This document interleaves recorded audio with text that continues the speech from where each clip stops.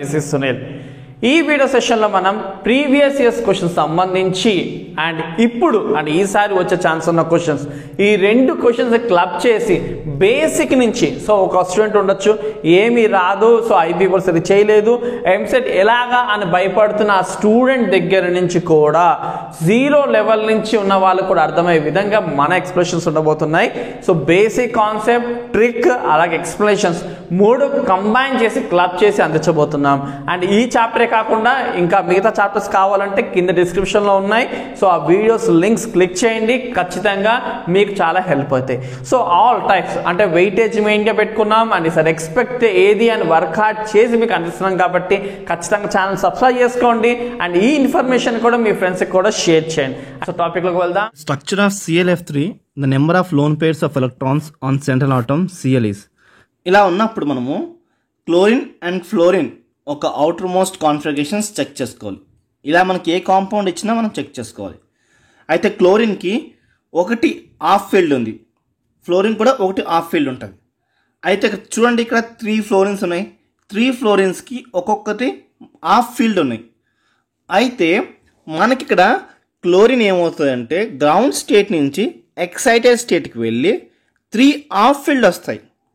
ఒక్కొక్క half field మనకి fluorine ఏం చేస్తుంది అంటే ఫిల్ అయిపోతుంది. ఫ్లోరిన్ అలాగా క్లోరిన్తో బౌండ్ అవుతుంది.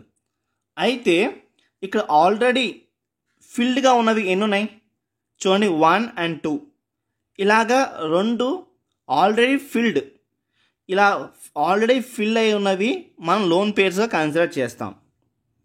ఇప్పుడు మనకు ఫ్లోరిన్తో క్లోరిన్ బౌండ్ అనేవి వాటిని మనం బౌండ్ పేర్ అంటాం, ఆల్రెడీ ఉన్నవి లోన్ పేర్ అంటాం. సో ఆల్రెడీ ఫిల్ అయినవి ఎన్ని ఉన్నాయి, 2 ఉన్నాయి. సో వీటి మనం లోన్ పేర్స్ అంటాం. ఇలా మనకి ఏ కాంపౌండ్ ఇచ్చినా మనం వాటి అవుటర్ మోస్ట్ కాన్ఫిగరేషన్స్ చెక్ చేసుకుని మనం చూసుకుంటే ఎన్ని లోన్ పేర్స్ ఎన్ని బౌండ్ పేర్స్ అని తెలుస్తుంది. అయితే ఇక మనం చూడాల్సిన విషయం ఏంటి అంటే సెంట్రల్ ఆటమే ఎక్సైటెడ్ స్టేట్కి వెళ్తుంది, అది మీరు అబ్జర్వ్ చేసుకోవాలి. Which one of the following element is unable to form MF6-3 ions? అంటే మనకి ఇక్కడ వాడు 4 ఎలిమెంట్స్ ఇచ్చాడు. ఈ 4 ఎలిమెంట్స్ ఇచ్చి ఏ ఎలిమెంట్ MF6 లాగా ఫామ్ అవ్వదు అని అడుగుతున్నాడు. అయితే మనకి ఇలా ఫామ్ అవ్వాలి అంటే డి ఆర్బిటాల్ వ్యాలెన్స్ షెల్లో వేకెంట్ ఉండాలి. అయితే ఇక్కడ మనకున్న మిగతా 3 ఎలిమెంట్స్కి డి ఆర్బిటాల్స్ వ్యాలెన్స్ షెల్లో వేకెంట్ ఉంటుంది. బట్ బి అంటే బోరాన్కి డి ఆర్బిటాల్స్ ఉండవు, ఎందుకంటే అది చిన్న ఎలిమెంట్ కాబట్టి పీతోనే స్టాప్ అయిపోతుంది.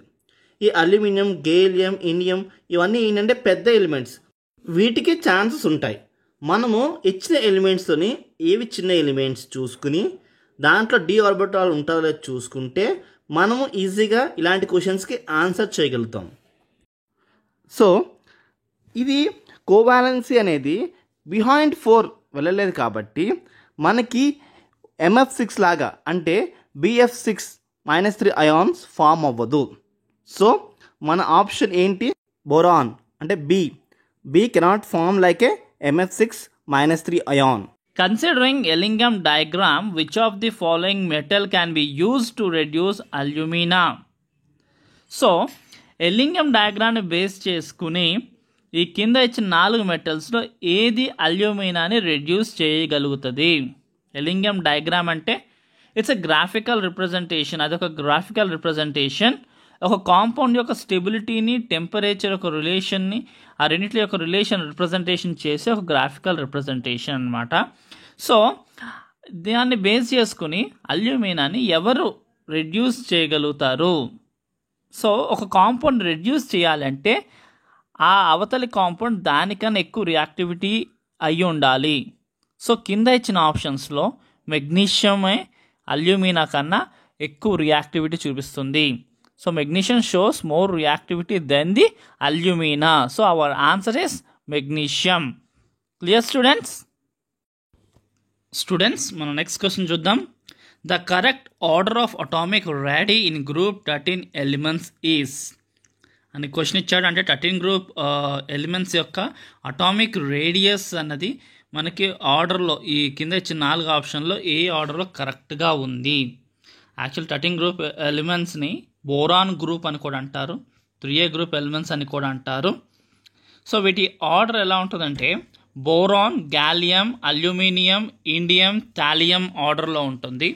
సో ఆ ఆర్డర్లో ఈ నాలుగిట్లో ఏది ఉంది మనకి? 4th option. సో మనకి 4th option is correct answer.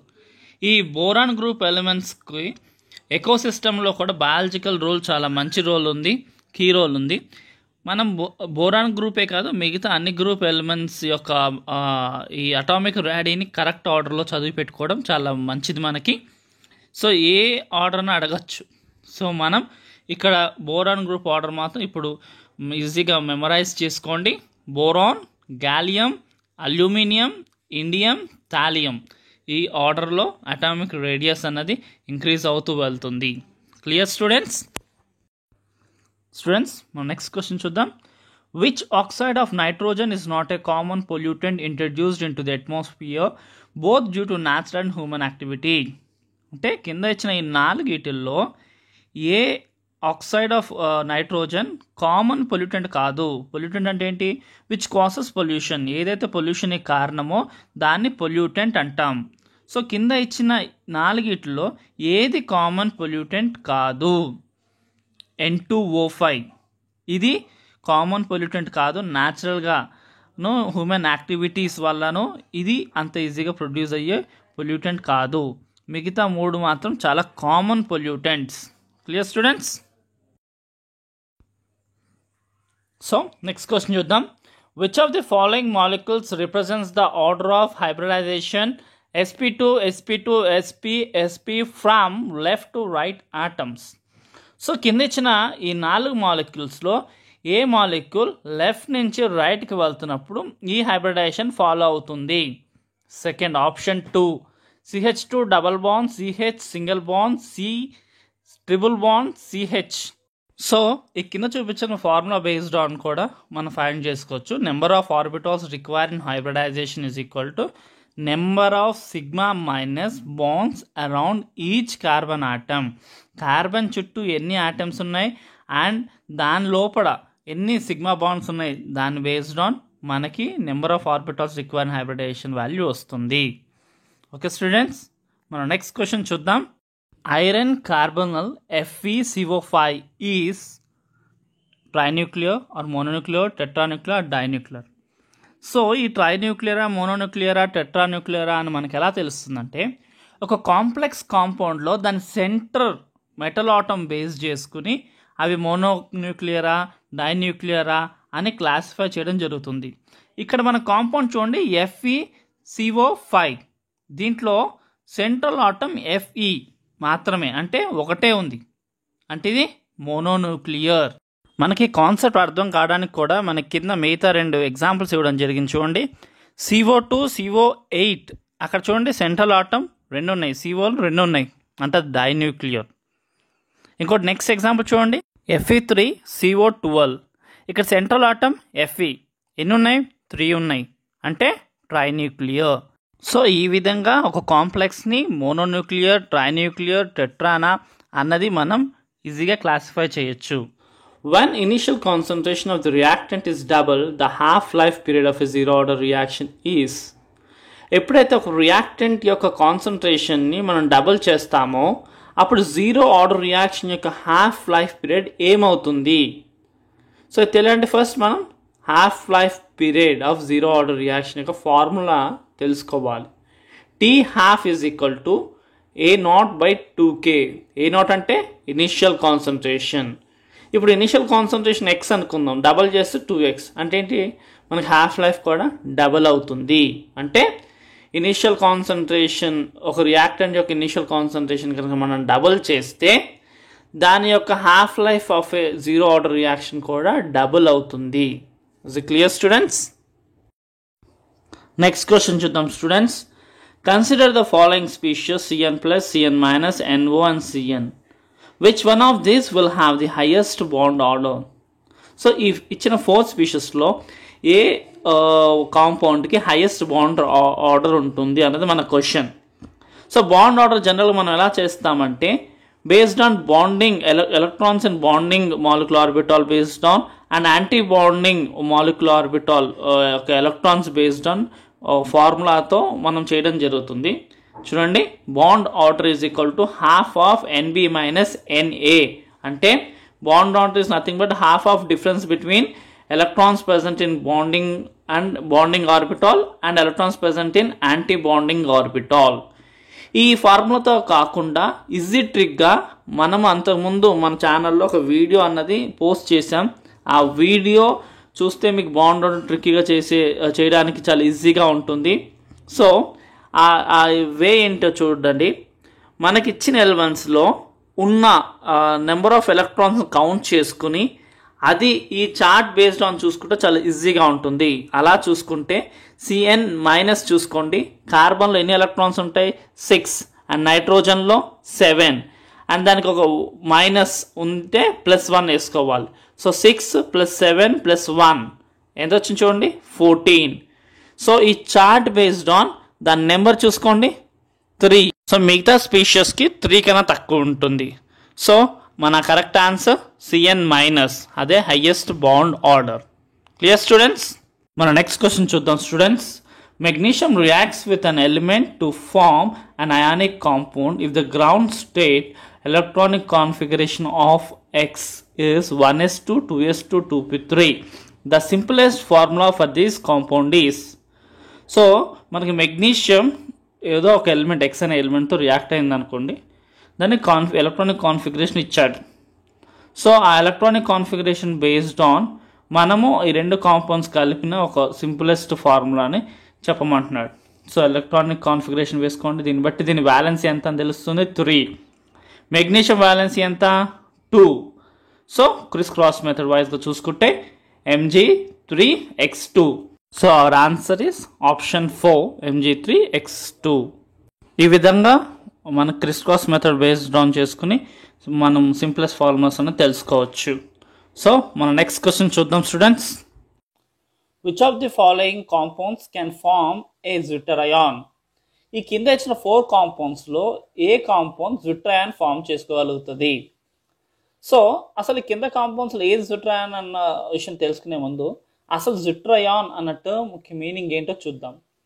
ఈ జ్విట్టర్-అయాన్ అనేది ఒక ఇన్నర్ సాల్ట్, అంటే విత్ ఇన్ దీనిలో పడే ఒక positively charged functional group and negatively charged functional group ఉంటాయి.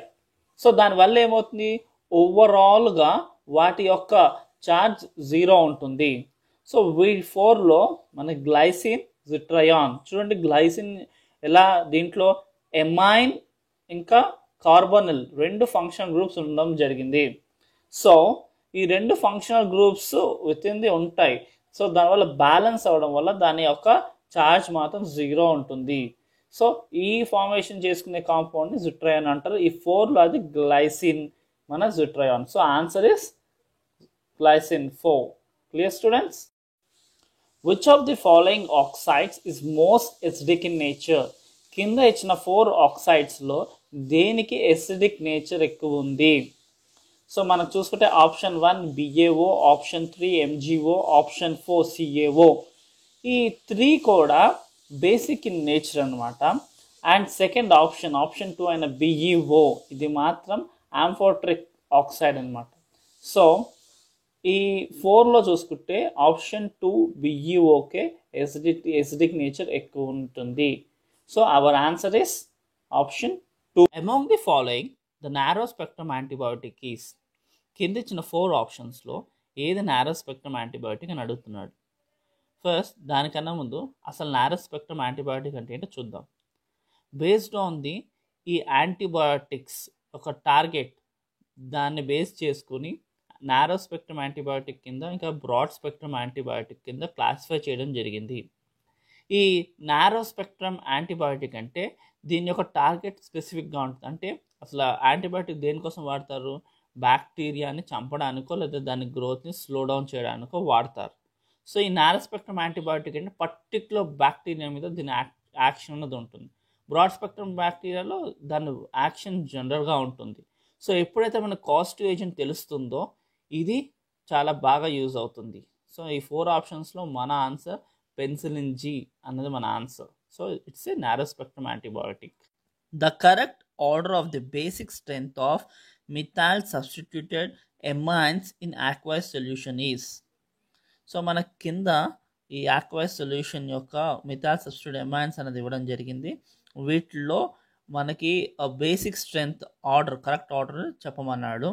సో ఎప్పుడు కూడా బేసిక్ స్ట్రెంగ్త్ అన్నది మనకి హైడ్రోజన్ బాండింగ్ బేస్ చేసుకుని అండ్ ఇండక్టివ్ ఎఫెక్ట్ బేస్ చేసుకుని అండ్ స్టెరిక్ హిండ్రాన్సెస్ బేస్ చేసుకుని ఉంటాయి. సో ఈ 3 ఫ్యాక్టర్స్ని బేస్ చేసి చూస్తే ఆప్షన్ 1 మన ఆప్షన్ అవుతుంది. కరెక్ట్ ఆప్షన్ ఏంటంటే ఆప్షన్ 1. దీంట్లో ఏంటి అంటే ఈ 3 ఫ్యాక్టర్స్ని బేస్ చేసుకుని కరెక్ట్ ఆర్డర్ ఆప్షన్ 1లో పెట్టడం జరిగింది. మిథాల్ని సబ్స్టిట్యూట్ చేసుకుంటున్న ఎమైన్ గ్రూప్ యొక్క correct order option 1. Next question చూద్దాం students. Which of the following species is not stable? కింద ఇచ్చిన 4 స్పీషీస్లో ఏ స్పీషీస్ స్టేబుల్ కాదు? మనకి సిలికాన్, ఈ జర్మానియం, టిన్ వీటిలో ఏంటంటే డి ఆర్బిటాల్ ఉండడం వల్ల ఇవి ఎట్లాంటి F6తో కలిపి క్లోరిన్ ఆటమ్స్తో కలిపి ఈ స్పీషీస్ తయారు చేయగలుగుతాయి. ఈ 4 ఆప్షన్స్లో మన 4th ఆప్షన్ చూస్తే సిలికాన్కి ఎట్ ఏ టైం 6 క్లోరిన్స్ని బాండ్ చేసే కెపాసిటీ లేదు. కాబట్టి మనకి స్పీషీస్ 4th ఆప్షన్లో ఉన్న spacious unstable compound, unstable species అనొచ్చు, అన్స్టేబుల్ కాంపౌండ్ అనొచ్చు. Clear students? మనకి ఈ డేటా కూడా చూసుకోండి, మీరు మైండ్లో పెట్టుకోండి ఈ డేటాను కూడా. ద బయోడిగ్రేడబుల్ పాలిమర్ ఈజ్, కింద వచ్చిన ఈ 4 ఆప్షన్స్లో ఏది బయోడిగ్రేడబుల్ పాలిమర్? అసలు బయోడిగ్రేడబుల్ పాలిమర్ అంటే ఏంటంటే ఏ పాలిమర్ అయితే వాటి వాడకం అయిపోయిన తర్వాత, వాటి యూసేజ్ అయిపోయిన తర్వాత బ్యాక్టీరియల్ డీకంపోజిషన్ ద్వారా అవి న్యాచురల్ బై ప్రోడక్ట్స్ కింద కన్వర్ట్ అయిపోతాయో, అంటే న్యాచురల్ బై ప్రొడక్ట్స్ అంటే water, gas and inorganic salts and biomass కింద కన్వర్ట్ అయిపోగలిగినది. అలా బయోడిగ్రేడబుల్, వాటిని బయోడిగ్రేడబుల్ పాలిమర్స్ అంటారు. మనకి ఇచ్చిన ఆప్షన్స్లో nylon 2 and nylon 6 is a biodegradable polymer. అంటే ఇది ఈజీగా డీకంపోజిషన్ అయిపోతుంది వాటి యూసేజ్ ద్వారా, బ్యాక్టీరియా ద్వారా బ్యాక్టీరియల్ డీకంపోజిషన్ అయిపోయి న్యాచురల్ బై ప్రోడక్ట్స్ కింద అది కన్వర్ట్ అయిపోతుంది. Clear students? క్వశ్చన్ చూద్దాం students. 4d, 5p, 5f and 6p orbitals are arranged in the order of decreasing energy. The correct option is, మనకి 4d, 5p, 5f and 6p అని 4 orbitals ఇవ్వడం జరిగింది. వాటి decreasing ఆర్డర్లో అంటే డిసెండింగ్ ఆర్డర్లో మన కింద 4 ఆప్షన్స్ ఇవ్వడం జరిగింది. దీన్ని కరెక్ట్గా అరేంజ్ చేయమని చెప్పాడు. సో మనం అంతకుముందు మన ఛానల్లో మనము ఎస్పీడిఎఫ్ ఆర్బిటాల్స్ బేస్డ్ ఆన్ ఈజీగా ట్రిక్కీ వైజ్గా ఆర్డర్ ఎలా చేయాలి అన్న ఈజీ ట్రిక్ అన్నది మన ఛానల్లో పోస్ట్ చేసాం. ఒకసారి మీరు ఆ వీడియో చూస్తే మీకు క్లారిటీ వస్తుంది. అండ్ ఇంకా మీ క్వాంటమ్ నెంబర్స్ కూడా పోస్ట్ చేసాం. ఆ క్వాంటమ్ నెంబర్స్ ఈ 2 వీడియోస్ చూస్తే మీకు ఇంకా క్లియర్ ఐడియా వస్తుంది. దీంట్లో ఏంటంటే మన ఎన్ అండ్ ఎల్ వాల్యూస్ చూసుకోవాలి. సో ఎన్ అంటే ఈ ఎఫ్పిడి ఆర్బిటాల్ పక్కన ఉన్న నెంబర్ చూడండి, అది ఎన్ వాల్యూ. ఎల్ వాల్యూ అంటే ఎస్పీడిఎఫ్కి ఉన్న ఎల్ వాల్యూస్ సబ్స్టిట్యూట్ చేసుకోవాలి. ఎస్కి 0, పీకి వచ్చేసి 1, డికి వచ్చేసి 2, ఎఫ్కి 3 వాల్యూ ఉంటుంది. ఈ వాల్యూస్ మనం కనుక సబ్స్టిట్యూట్ చేసుకుంటే మనకి వచ్చిన ఆర్డర్ చూసుకోండి. మన ఫస్ట్ ఆప్షన్ మనకి డిక్రీజింగ్ ఆర్డర్ లెవెల్ వైజ్గా అరేంజ్మెంట్ అనేది జరిగింది. So option 1 is a correct answer. Among the following the one that is not a greenhouse gas is. So కింద ఇచ్చిన 4 గ్యాసెస్లో ఏ గ్యాస్ గ్రీన్ హౌస్ గ్యాస్ కాదు? ఈ 4th ఆప్షన్ అయిన sulphur dioxide green house gas కాదు. అసలు green house gas అంటే ఏంటి? ఇవి ఎర్త్ని వామ్గా అంటే వేడిగా ఉంచడానికి కారణం ఈ గ్రీన్ హౌస్ గ్యాసెస్. ఇది లేకపోయి ఉంటే కనుక భూమి మొత్తం చల్లగా అయిపోతుంది. కానీ మన హ్యూమన్ యాక్టివిటీస్ వల్ల మరీ ఎక్కువ అయిపోతుంది green house gases. Green house గ్యాసే గ్లోబల్ వార్మింగ్కి కారణం. మీరు గ్రీన్ హౌస్ గ్యాసెస్ని చదివి పెట్టుకోండి. అప్పుడు గ్రీన్ హౌస్ గ్యాసెస్ కానిది ఏదో మనం ఈజీగా ఐడెంటిఫై చేసుకోవచ్చు ఎగ్జామ్లో. ఇది చాలా ఈజీ అండ్ సింపుల్ క్వశ్చన్. ఇది మీరు ముందు చదివి పెట్టుకుంటే మీరు చాలా ఈజీగా ఈ క్వశ్చన్ బట్టి స్కోర్ చేసుకోవచ్చు ఎగ్జామ్లో. మనం నెక్స్ట్ క్వశ్చన్ చూద్దాం students. Which of the following diatomic molecular species has only pi bond according to molecular orbital theory?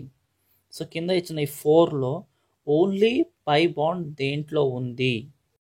మనకి ఇక్కడ ఆప్షన్స్ చూసుకున్నట్టయితే O2లో డబల్ బాండ్ జరుగుతుంది. ఒకటి సిగ్మా, ఒకటి పై, అంటే ఓన్లీ పై దీంట్లో కుదరదు. అండ్ N2లో ట్రిపుల్ బాండ్ జరుగుతుంది. ఇక్కడ ఒక సిగ్మా 2 పై బాండ్. ఇక థర్డ్ ఆప్షన్ C2లో మనకి 2 పై బాండ్లు జరుగుతాయి. Clear students? ఇకపోతే ఫోర్త్ ఆప్షన్ BE2 రియాలిటీలో అది ఒక అన్స్టేబుల్ కాంపౌండ్, అంటే దాని బాండ్ ఆర్డర్ 0 కాబట్టి దాని ఎగ్జిస్టింగే ఉండదు. సో మన థర్డ్ ఆప్షన్ ఏంటి? ఓన్లీ పై బాండ్స్ ఉన్న డైఅటామిక్ మాలిక్యులర్ స్పీషియస్. మన థర్డ్ ఆప్షన్ C2. ఇది మీరు గుర్తుపెట్టుకోండి. Clear students? సో మన నెక్స్ట్ క్వశ్చన్ చూద్దాం students. Which of the following is an amphoteric hydroxide? కింద ఇచ్చిన 4 ఆప్షన్స్లో ఏది ఆంఫోట్రిక్ హైడ్రాక్సైడ్? అసలు ఆంఫోట్రిక్ హైడ్రాక్సైడ్ అంటే ఏంటి? దేనికైతే యాసిడ్తో బేస్తో రియాక్ట్ అయ్యే కేపబిలిటీ ఉంటుందో ఆ హైడ్రాక్సైడ్ని ఆంఫోట్రిక్ హైడ్రాక్సైడ్ అంటారు. అంటే the hydroxide which can react with both acid and base, it's called amphoteric hydroxide.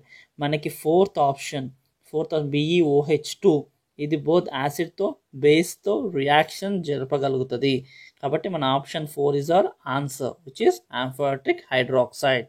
So మన నెక్స్ట్ క్వశ్చన్ చూద్దాం students. Which of the following series of transition in the spectrum of hydrogen atom fall in visible region? మన ఛానల్లో ఇంతకుముందు hydrogen spectrum మీద video post చేయడం జరిగింది. ఆ video చూస్తే కనుక మీరు ఈ క్వశ్చన్ చాలా ఈజీగా ఆన్సర్ చేయగలుగుతారు. సో మన ఆన్సర్ ఏంటంటే బామర్ సిరీస్ 2, ఆప్షన్ 2. అంటే హైడ్రోజన్ స్పెక్ట్రంలో కనుక చూసుకుంటే విజిబుల్ రీజియన్ అన్నది బామర్ సిరీస్లో కనిపిస్తుంది. మనకి ఇన్ఫ్రారెడ్ రీజియన్, యూవీ రీజియన్ కూడా ఉంటుంది. సో మీరు ఒకసారి ఆ వీడియో కనుక చూస్తే మీకు ఈ రీజియన్స్ మీద మొత్తం క్లియర్ ఐడియా అన్నది వస్తుంది స్టూడెంట్స్. Clear students? మన నెక్స్ట్ క్వశ్చన్ చూద్దాం students. The mixture that forms maximum boiling azeotrope is? So కింద ఇచ్చిన ఆప్షన్స్లో ఏ mixture maximum boiling azeotrope form చేయగలుగుతుంది అన్నదే మన క్వశ్చన్. సో అసలు ఈ ఆన్సర్ తెలుసుకునే ముందు అసలు ఫస్ట్ మ్యాక్సిమం బాయిలింగ్ ఎజియోట్రోఫ్ అంటే ఏంటో చూద్దాం. అసలు ఎజియోట్రోఫ్ అంటే ఏంటో చూద్దాం. Azeotrof is a mixture which consists of 2 liquids which had a same boiling point and composition. అంటే ఎజియోట్రోఫ్ అనేది ఒక 2 లిక్విడ్లు కలిపిన ఒక మిక్స్చర్. దీంట్లో same boiling point and composition through out distillation ప్రాసెస్లో ఉంటుంది. ఒకవేళ ఈ ఎజియోట్రోఫ్ మిక్స్చర్స్కి వాటి కన్స్టిట్యూయెంట్స్ కన్నా వీటి బాయిలింగ్ పాయింట్ ఎక్కువ ఉంటే దాన్ని మ్యాక్సిమం బాయిలింగ్ ఎజియోట్రోఫ్ అంటారు. దీనికి నెగిటివ్ డీవియేషన్ ఉంటుంది రౌల్స్ లా నుంచి. అదే కనుక మినిమం అంటే వాటి కన్స్టిట్యూయెంట్స్ కన్నా తక్కువ బాయిలింగ్ పాయింట్ ఉంటే వాటిని పాజిటివ్ డీవియేషన్ ఫ్రమ్ రౌల్స్ లా అని అంటారు అండ్ మినిమం బాయిలింగ్ ఎజియోట్రోఫ్స్ అని అంటారు. సో ఇక్కడ మనకి ఇది మ్యాక్సిమం బాయిలింగ్ ఎజియోట్రోఫ్ అంటే వాటి కన్స్టిట్యూయెంట్స్ కంపారిజన్ చేస్తే అవి హై బాయిలింగ్ పాయింట్ని మెయింటైన్ చేయగలుగుతుంది. For the second period elements the correct increasing order of first ionization enthalpy is? So మన సెకండ్ పీరియడ్ ఎలిమెంట్స్కి ఫస్ట్ అయనైజేషన్ ఎంథాల్పీ ఇంక్రీజింగ్ ఆర్డర్లో ఈ కింద ఇచ్చిన వాటిలో ఏది కరెక్ట్ అని అడుగుతున్నాడు. యాక్చువల్గా అయితే మనకి అటామిక్ నెంబర్ వైజ్గా చూస్తే lithium, beryllium, boron, carbon, nitrogen, oxygen, fluorine, neon ఉంటుంది. కానీ ఫస్ట్ అయనైజేషన్ ఎంథాల్పీలో చిన్న చేంజ్ ఏంటంటే బెరిలియం, బోరాన్ యొక్క ప్లేసెస్ ఒకదానికి ఒకటి ఇంటర్చేంజ్ అవుతుంది అండ్ నైట్రోజన్ అండ్ ఆక్సిజన్ యొక్క ప్లేసెస్ ఇంటర్చేంజ్ అవుతుంది. దానికి రీజన్ ఏంటి అంటే బెరిలియం బోరాన్ కన్నా స్టేబుల్ ఎక్కువ, నైట్రోజన్ ఆక్సిజన్ కన్నా స్టేబుల్ ఎక్కువ. అందుకే వాటి అయనైజేషన్ ఎంథాల్పీ అరేంజ్మెంట్లో వీటి ప్లేసెస్ ఇంటర్చేంజ్ అవుతాయి అటామిక్ నెంబర్ అరేంజ్మెంట్తో పోల్చుకుంటే. Clear student? నెక్స్ట్ క్వశ్చన్ చూద్దాం. Conjugate base for Bronsted acid H2O and HFR. So మనకి క్వశ్చన్ ఏంటి? H2Oకి HFకి కంజుగేట్ బేస్ ఏంటి? సో కింద మనకి 4 ఆప్షన్స్ ఇవ్వడం జరిగింది. సో మనం ఈచ్ H2Oలో స్ప్లిట్టింగ్ చూసుకోవాలి, ప్లస్ అయాన్ ఎవరు వస్తారు, మైనస్ అయాన్ ఎవరు వస్తారని. అలాగే హెచ్ఎఫ్లో కూడా ప్లస్ అయాన్ ఎవరు, మైనస్ అయాన్ ఎవరు అని చూసుకోవాలి. హెచ్ఎఫ్లో మనం చూసుకున్నట్టయితే ఫ్లోరిన్ మనకి కంజుగేట్ బేస్ లాగా వస్తుంది. అండ్ H2Oలో OH నెగిటివ్ మన కంజుగేట్ బేస్. సో మనకి OH అండ్ F ఉన్న ఆప్షన్ ఏంటి? 3. OH negative and F negative, అవి conjugate bases for Bronsted acids H2 and HF. Clear students? మనం నెక్స్ట్ క్వశ్చన్ ఏంటో చూద్దాం. Which of the following is incorrect statement? So కింద ఇచ్చిన 4 ఆప్షన్స్లో ఏది కరెక్ట్ స్టేట్మెంట్ కాదు?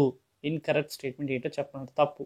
ఇందులో ఫాల్స్ స్టేట్మెంట్ ఉంది. 4 ఆప్షన్స్లో 3 ట్రూస్ ఉన్నాయి, ఒక ఫాల్స్ ఉంది. ఏది ఆ ఫాల్స్? ఏదంటే ఫస్ట్ ఆప్షన్ లెడ్ టెట్రాఫ్లోరైడ్. ఇక్కడ కోవలెంట్ నేచర్ అని ఇచ్చాడు, అది కోవలెంట్ నేచర్ కాదు, అది ionic nature. So covalent nature ఇచ్చాడు కాబట్టి ఫస్ట్ వన్ ఫాల్స్. మన ఫాల్స్ స్టేట్మెంట్ కనిపెట్టమన్నాడు కాబట్టి మన option 1 is an incorrect statement. Clear student? Lead tetrafluoride అనేది ఒక అయానిక్ నేచర్, కోవలెంట్ కాదు. The number of sigma and pi bonds in pen2 4 iron is. సో మనకి ఇక్కడ కాంపౌండ్ ఇవ్వడం జరిగింది pen2 4 iron అని. సో ఫస్ట్ మనం స్ట్రక్చర్ వేసుకుని ఆ స్ట్రక్చర్లో సిగ్మా బాండ్స్ అండ్ పై బాండ్స్ని మనం ఐడెంటిఫై చేసుకోవాలి. పెంట్ అంటే 5 కార్బన్స్ ఉండాలి మనకి, 5 కార్బన్ చైన్. అండ్ సెకండ్ పొజిషన్లో 2 అంటే సెకండ్ పొజిషన్లో డబల్ బాండ్ వేసుకోవాలి. 4 iron అంటే 4th పొజిషన్లో మనం ట్రిపుల్ బాండ్ వేసుకోవాలి. సో ఫస్ట్ అయితే కార్బన్కి ఉన్న సిగ్మా బాండ్స్ చెక్ చేసుకోండి, అవి 4 ఉంటాయి. అండ్ కార్బన్కి హైడ్రోజన్కి ఉన్న సిగ్మా బాండ్స్ చూడండి, అవి 6 ఉంటాయి. 4 + 6 10 సిగ్మా బాండ్స్. ఇకపోతే పై బాండ్స్ చూసుకోండి, డబల్ బాండ్ దగ్గర మనకి ఒక పై బాండ్, ట్రిపుల్ బాండ్ దగ్గర 2 పై బాండ్స్, అంటే మొత్తం 3 పై బాండ్స్, అంటే 10 sigma bonds, 3 pi bonds. Our option is 1 is our correct answer. ఇలా మనం స్ట్రక్చర్ ఇచ్చినప్పుడు మనం వేసుకుంటే మనం ఈజీగా sigma bond pi bond identify చేసుకోవచ్చు. నెక్స్ట్ క్వశ్చన్ చూద్దాం students. The number of moles of hydrogen molecules required to produce 20 moles of ammonia through Haber's process is. So మనకి హ్యాబర్స్ ప్రాసెస్ ద్వారా 20 ml ఆఫ్ అమోనియా తయారు చేయడానికి ఎన్ని moles of hydrogen molecules కావాలి? So మనం Haber's process equation వేసుకోండి. So equation చూస్తే మనకి ఏం తెలుస్తుంది? 2 moles ఆఫ్ అమోనియా కావాలంటే 3 moles ఆఫ్ H2 కావాలి. సో 20 moles ఆఫ్ అమోనియా కావాలంటే 30 moles ఆఫ్ H2 కావాలి. That's it. చాలా simple calculations. So option 3 30 is our answer. అంటే the number of moles of hydrogen molecules required to produce 20 moles of ammonia through Haber's process 30 moles of H2. In which of the following processes heat is neither absorbed nor released by a system? ఈ కింద ఇచ్చిన 4 thermodynamic ప్రాసెసెస్లో ఏ ప్రాసెస్లో heat అన్నది observe అన్నది జరగదు, ఇంకా release అనేది జరగదు? ఆ ప్రాసెస్ ఏంటి? Option 2 adiabatic. ఏడియాబాటిక్ ప్రాసెస్లో హీట్ ఎక్స్చేంజ్ అనేది జరగదు, హీట్ అబ్జర్వ్ కాదు, అలాగని రిలీజ్ అవ్వదు. ఇక్కడ Q value 0, no exchange of heat. Clear students? ఈ ప్రాసెస్ 4 కూడా థర్మోడైనమిక్ ప్రాసెస్ అంటారు. దాంట్లో ఏడియాబాటిక్ ప్రాసెస్లో మాత్రం హీట్ అన్నది ఎక్స్చేంజ్ జరగదు, Q వాల్యూ 0. ఏడియాబాటిక్ అనగానే బ్లైండ్గా Q ఈజ్ ఈక్వల్ టు 0 అని గుర్తుపెట్టుకోండి స్టూడెంట్స్. మన నెక్స్ట్ క్వశ్చన్ చూద్దాం students. Increase in temperature of a gas filled in a container would lead to. ఒక కంటైనర్లో ఉన్న గ్యాస్ యొక్క టెంపరేచర్ని మనం ఇంక్రీజ్ చేస్తే ఏ అదర్ పారామీటర్లో అల్టరేషన్ వస్తుంది? ఈ కింద ఇచ్చిన ఆప్షన్స్లో మనకు మాసా, కైనెటిక్ ఎనర్జీ, ప్రెషరా అని అడుగుతున్నాడు వాడు. కైనెటిక్ ఎనర్జీలో అల్టరేషన్ వస్తుంది, అంటే ఆప్షన్ 2 మన కరెక్ట్ ఆన్సర్. ఎప్పుడైనా సరే టెంపరేచర్కి కైనెటిక్ ఎనర్జీకి డైరెక్ట్ ప్రపోర్షనేట్. టెంపరేచర్ పెరిగితే కైనెటిక్ ఎనర్జీ పెరుగుతుంది, టెంపరేచర్ తగ్గిస్తే కైనెటిక్ ఎనర్జీ తగ్గుతుంది. మనకు అక్కడ చూపించిన ఈక్వేషన్ బేస్డ్ ఆన్ ఆ ప్రపోర్షనేట్ అనేది మనకు అర్థమవుతుంది. మీరు ఇది మైండ్లో ఫిక్స్ చేసుకోండి. టెంపరేచర్కి కైనెటిక్ ఎనర్జీకి డైరెక్ట్ ప్రపోర్షనల్ రిలేషన్. టెంపరేచర్ పెరిగితే కైనెటిక్ ఎనర్జీ పెరుగుతుంది, టెంపరేచర్ తగ్గితే కైనెటిక్ ఎనర్జీ తగ్గుతుంది. Clear students? The method used to remove temporary hardness of water is. ఈ కింద ఇచ్చిన 4 ఆప్షన్స్లో ఏ మెథడ్ ద్వారా మనం టెంపరరీ హార్డ్నెస్ ఆఫ్ వాటర్ని తీయచ్చు? Actually hardness of water 2 types ఉంటాయి మనకి. Temporary hardness, permanent hardness. Temporary హార్డ్నెస్కి కారణం కాల్షియం, మెగ్నీషియం యొక్క సాల్ట్స్ ఈ వాటర్లో ఉండడం వల్ల, సాల్యుబుల్ ఫామ్లో ఉండడం వల్ల మనకు టెంపరీ హార్డ్నెస్ ఉంటుంది. ఆ టెంపరీ హార్డ్నెస్ పోవాలి అంటే ఆ కాల్షియం, మెగ్నీషియం యొక్క సాల్ట్స్ తీసేయాలి. ఈ క్లాక్స్ మెథడ్లో అది జరుగుతుంది. ఎలాగంటే slaked lime bicarbonates of calcium, మెగ్నీషియంతో రియాక్ట్ అయ్యి తీసేస్తుంది టెంపరీ హార్డ్నెస్ని. సో మన option 2 Clark's method is our right answer. Temporary hardness తీసేయడానికి యూజ్ చేసే మెథడ్ ఏంటి? Clark's method. Clear students? So మన నెక్స్ట్ క్వశ్చన్ చూద్దాం students. The non essential amino acids among the following is. మనకి amino acids 2 types, total amino acids 20. ఆ 20 amino acids 2 classifications జరిగినాయి, essential amino acids and non essential amino acids అని. 9 amino acids ఏమో essential amino acids, 11 amino acids ఏమో non essential amino acids కింద classify అయింది. ఈ కింద ఇచ్చిన 4 ఆప్షన్స్లో అలనైన్ ఆప్షన్ 3 మనకి non essential amino acids. Non essential amino acid అంటే ఏంటంటే ఇవి మనంతటా మన బాడీయే produce చేసుకోగలుగుతుంది.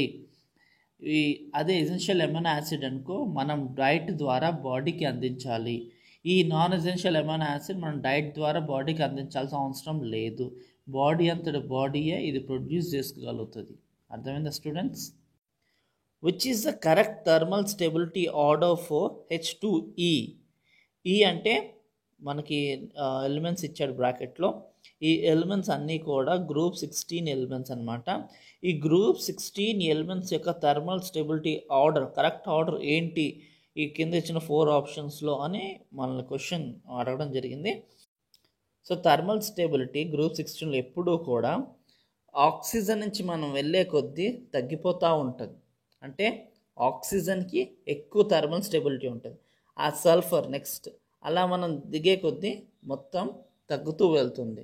So oxygen, sulphur, selenium, tellurium, polonium ఈ ఆర్డర్లో థర్మల్ స్టెబిలిటీ అనేది డిక్రీజ్ అవుతూ ఉంటుంది. H2Oకి ఉన్నంత థర్మల్ స్టెబిలిటీ చివరికి H2POకి వచ్చేసరికి అంత థర్మల్ స్టెబిలిటీ ఉండదు. సో మన ఆప్షన్ 3 మన correct answer. Mixture of chloroxylenol and terpineol acts as. So ఈ రెండు కలపడం వల్ల మనకు వచ్చే మిక్స్చర్ ఎలా వర్క్ చేస్తుంది? అనాల్జెస్టిక్ లానా, antiseptic, antipyretic and antibiotic. So ఈ మిక్స్చర్ మనకి యాంటీసెప్టిక్లా పనిచేస్తుంది. యాంటీసెప్టిక్ అంటే which had a capability to prevent the growth of micro organism which causes disease. So డిజీజ్కి కారణమయ్యే ఆర్గనిజమ్స్ని ప్రివెంట్ చేయగల కెపాసిటీ యాంటీసెప్టిక్స్కి ఉంటుంది.